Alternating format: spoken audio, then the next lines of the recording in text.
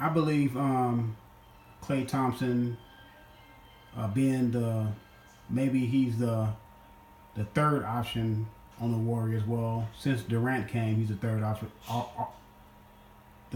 option on the Warriors due to Kevin Durant's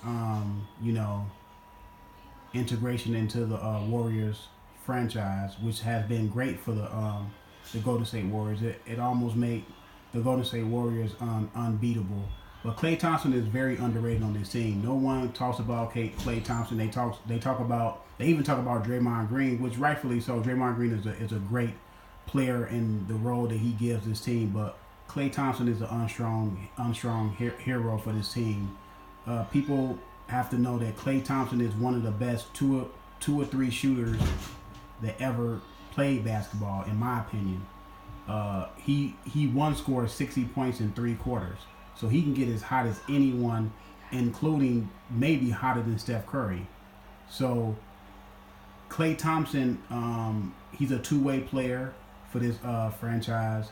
He's to me, he's very underrated by the fans. They don't understand really a lot of casual fans don't understand what a two-way player is. It's a guy that goes out, not only can give you 20 to 25 or 40 like Klay Thompson can give you, but he can also contain this man. You can also put him on a potent score like Kyrie Irving. He will not stop Kyrie per se, but he will turn Kyrie into a volume shooter and bring his shooting percentage down. Therefore, keeping his production and his impact on the game being so high. And Klay Thompson gets that assignment every single night. And at his position, even at shooting guard position, he guards shooting guards, small forwards, and he guards point guards.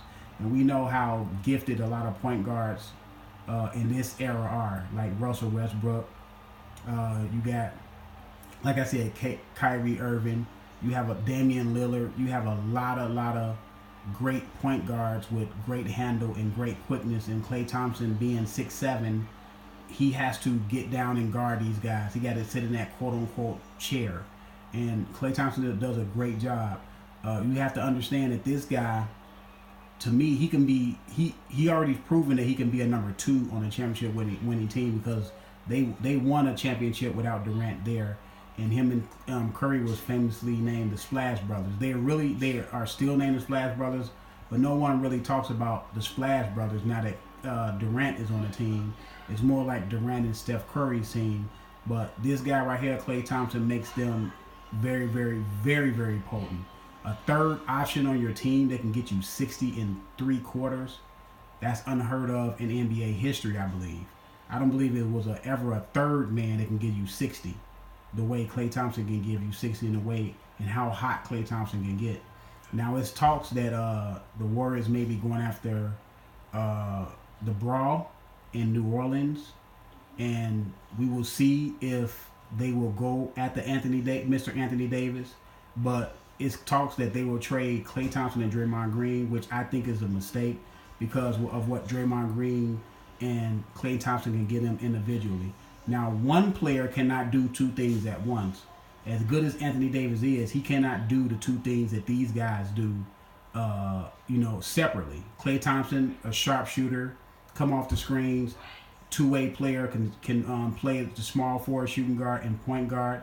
Draymond Green, now he's another outlier. He's another guy that I say that makes the Warriors potent because he's a fourth option that can give you a triple-double any night. Draymond Green can give you 10 rebounds, 10 assists, and 15 points.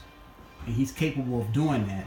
And to me, trading those two guys for Anthony Davis, to me, it doesn't work for this team. These two guys work better on this team. It's a dribble, pass, and shoot team. Most of the guys in the Hampton Five, the whole Hampton Five can dribble, pass, and shoot. So that's what makes this team the best starting five in the NBA. And it's not even close. With Curry, a 2-time MVP, Draymond Green can give you a triple-double. Klay Thompson can give you 60. And Durant, a 1-time regular season MVP, but a 2-time finals MVP. So these guys, along with Klay Thompson, that does not get a lot of pub. Everybody, he's more famous than his father, and his father was drafted number 1. Michael Thompson was drafted number 1 by the LA Lakers back in the Showtime era back in the 80s, and he got I think he won I know he won at least one championship with the Showtime Lakers. I think he has two, but he's more popular than his father, and his father played for one of the most popular franchises ever. But KLAY Thompson, to me, needs to get more, shine, because he deserves it.